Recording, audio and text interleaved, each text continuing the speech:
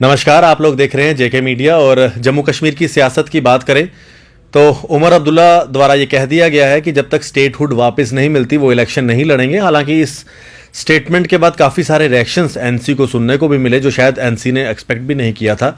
वहीं अपनी पार्टी का भी यही स्टैंड है कि स्टेटहुड मिलना चाहिए। पीपल्स डेमोक्रेटिक पार्टी भी स्टेटहुड की मांग कर रही है, कांग्रेस पार्टी भी स्टेटहुड की मांग कर रही है, भाजपा ऑन रिकॉर्ड तो मांग नहीं कर रही लेकिन ऑफ रिकॉर्ड वो भी स्टेटहुड की ही मांग कर रहे हैं। अब आखिरकार जम्मू कश्मीर यूनियन टेरिटरी को स्टेटहुड मिलता है या नहीं मिलता वो तो वक्त ही बताएगा। आज इसी विषय के ऊपर चर्चा करने के लिए हमारे साथ मौजूद हैं विक्रम मल्होत्रा जी, जो कि पहले कांग्रेस के एक नेता थे, बड़े सीनियर नेता, और अब अपनी पार्टी ज्वाइन कर चुके हैं और अब अपनी पार्टी के साथ हैं। और अपनी पार्टी की अगर बात करें तो जम्मू के अंदर भी अपने पांव जमाना शुरू कर दिए हैं। कई सारे लोग जो हैं अपनी पार्टी ज्वाइन कर रहे हैं। विक्रम जी, आपका बहुत बहुत स्वागत है। विक्रम जी, स्टेटहुड की बात, कुछ दिन पहले बुखारी जी ने भी स्टेटहुड की मांग की। अब वो क्या लगता है कि जो आपकी लगातार मांग है, क्या सेंट्रल गवर्नमेंट इस मूड में है कि स्टेटहुड यहाँ मिल जाना चाहिए? देखिए आशीष जी, आपको याद होगा मैं बार बार हर इंटरव्यू में ये बात क्लियर करता हूँ कि जब हमने स्टेटहुड की मांग की थी, जब इस पार्टी का गठन हुआ था 8 मार्च को, तब तक तमाम पॉलिटिकल पार्टी जो है वो 370 की रेस्टोरेशन की बात कर रही थी। चाहे वो नेशनल कॉन्फ्रेंस हो, चाहे पीडीपी हो, चाहे कांग्रेस हो, वो लोग कह रहे थे कि 370 हमसे क्यों लिया, 370 गलत लिया, 35 से क्यों तोड़ा।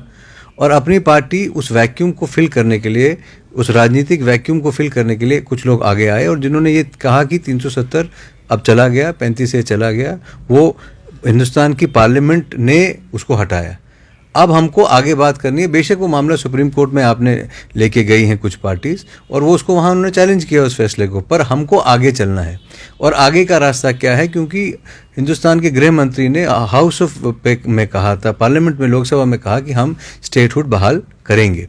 ये एक टेम्परेरी डिसीजन था और आज तक हमारा ये मानना है कि जो सिचुएशन बनी 370 टूटने के बाद और जिस तरह से हालात बने और 5 अगस्त के बाद से लॉकडाउन जो हुआ और आज तक ये है, आज जो डेवलपमेंट का काम है वो रुक गया है।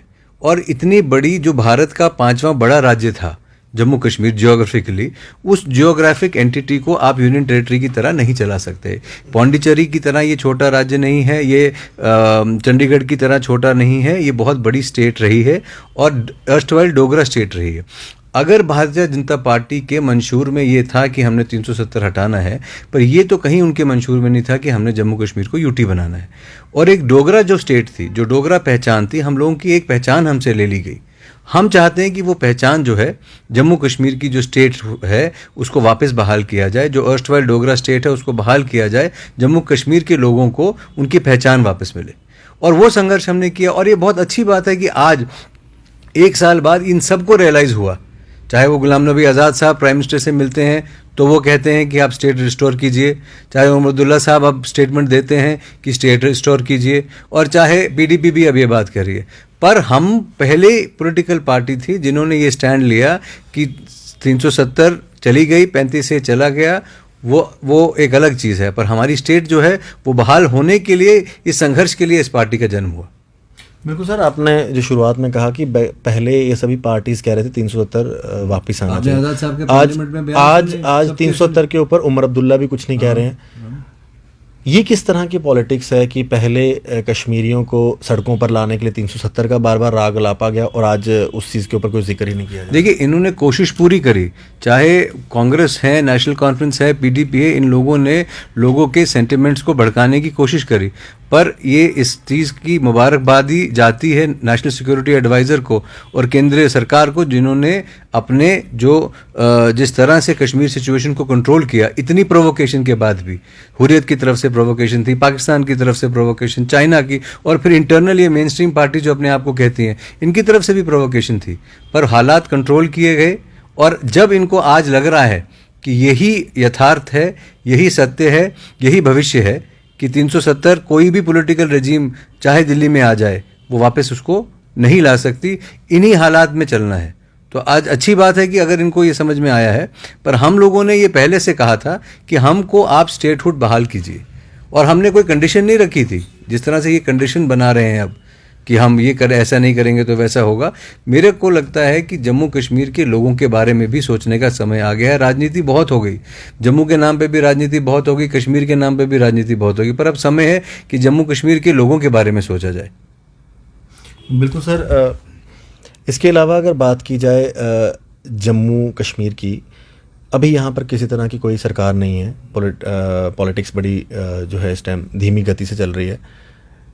क्या मान के चलती है अपनी पार्टी की यहाँ पर जो ब्यूरोक्रेसी काम कर रही है, क्योंकि लोगों की वहाँ तक पहुँच नहीं हो पा रही, लोग जो हैं ब्यूरोक्रेट्स तक नहीं पहुँच पाते हैं, जो पहले अपने लीडर्स तक पहुँच पाते थे और अपना कोई भी मसला हो, लोकल मसले वो हल करवाते थे। आज लोग जो हैं ब्यूरोक्रेट्स तक नहीं पहुँच पा रहे। डोमिसाइल्स बनवाने का इशू है, लोग लाइनों में लगे होते हैं, ऑलरेडी स्टेट सब्जेक्ट है, फिर भी उनको डोमिसाइल की लाइनों में लगा रहना पड़ता है। इन सब के ऊपर क्या अपनी पार्टी का? देखिए, हमारा तो इस पर क्लियर स्टैंड है। हम चाहते हैं कि जल्दी से जल्दी कोई पॉलिटिकल डिस्पेंसेशन यहाँ आए, सरकार इलेक्शन कराए, इलेक्शन के माध्यम से चुनी हुई सरकार आए, क्योंकि ब्यूरोक्रेट जो है वो उनकी सबसे बड़ी प्रॉब्लम वो इनसेंसिटिव है, वो संवेदनशील नहीं है लोगों की दिक्कत और तकलीफ के प्रति। आज कल भी मुझे फ़ोन आया था, किसी नौजवान को क्वारंटाइन किया है, वो क्वारंटाइन सेंटर, वो पॉजिटिव आया है क्वारंटाइन सेंटर में जहाँ रखा है गवर्नमेंट ने, वहाँ इतनी बुरी हालात हैं। हॉस्पिटल्स में लोग दरवाज़ा खोल के सिर्फ खाना दे रहे हैं, फ़ोन पे पूछ रहे हैं क्या तकलीफ है, बुखार, जो पॉजिटिव पेशेंट्स हैं उनको। और आपने एक बड़ा प्रीमियम इंस्टीट्यूट जो है वो आपने वीआईपीज़ के लिए उसको प्रतिबद्ध कर दिया है, माता वैष्णो देवी हॉस्पिटल को। आम आदमी को उसकी एक्सेस नहीं है। ये ऐसा क्यों किया जाता है? ऐसा अफसरशाही में होगा। ऐसा कभी भी लोकतंत्र, जहाँ चुनी हुई सरकार अगर यहाँ होती तो माता वैष्णो देवी अस्पताल के दरवाजे जो है लोगों के लिए खुले होते। क्यों खाली वीआईपीज़ के लिए? क्या बाकी जाने नहीं है? तो वहाँ के लिए हॉस्पिटल में बेड नहीं है, वेंटिलेटर नहीं है, कोविड के केसेस बढ़ रहे हैं तमाम। अच्छा, जिनके पास, हमने पहले भी कहा था, जिनके पास स्टेट सब्जेक्ट हैं उनकी आप ऐसा पॉलिसी लाइए कि उनको आप कंसिडर कीजिए डोमिसाइल, आप उनको भी लाइनों में लगा रहे हैं। सो उसके अलावा जो आप देखिए ब्यूरोक्रेसी जो है वो ऑनलाइन के माध्यम से लोगों से बात कर रहे हैं। कितने लोगों के पास इतना समय होगा कि वो कंप्यूटर, पहले एक सेंटर में जाएंगे, वहाँ से डीसी साहब जब बैठेंगे तब उनका टाइम देखेंगे, फिर उनसे बात करेंगे। सो आम लोगों को दिक्कतें हैं, हर तरह की परेशानियां यहाँ आ रही हैं, पर जितनी जल्दी हो सके इसका अल्टरनेटिव जो है, जब तक चुनी हुई सरकार या नहीं हो यहाँ होगी तब तक इस किस्म की दिक्कतें लोगों को आएंगी। और ब्यूरोक्रेसी जो है वो हमारी बहुत ज़्यादा हाई हेडेड हो गई है और यहाँ अकाउंटेबिलिटी नहीं है। एक एक बात के लिए 3-3 बयान आते हैं। अब अभी एक दिन बयान आता है कि 2G के लिए सरकार बिल्कुल समय बिल्कुल सही है, अब हम दे सकते हैं, LG साहब का बयान आता है, अगले दिन ही MHA का बयान आ जाता है कि नहीं 2G तो हम नहीं दे रहे।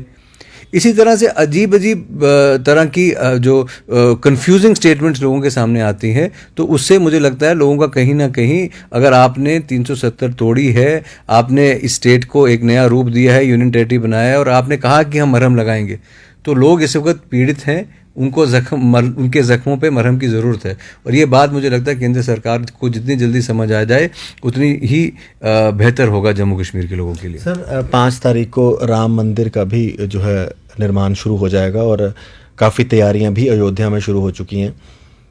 जम्मू कश्मीर से बात करें तो कितना एक ये खुशी का मौका है और आप इस पे क्या कहना चाहेंगे? देखिए, हर एक हिंदू के लिए ये एक गर्व का मौका है और राम मंदिर की वो इम्पोर्टेंस हमारे जीवन में है जो जेरूसलम की इम्पोर्टेंस क्रिश्चियंस के जीवन में है, जो मक्का मदीना की इम्पोर्टेंस मुसलमानों के जीवन में है। हमारे लिए आस्था का केंद्र है और हिंदू धर्म के लिए आस्था का केंद्र। और इससे बड़ी खुशी की बात किसी हिंदू के लिए नहीं हो सकती कि 5 अगस्त को एक नींव जो है राम मंदिर की रखी जाएगी।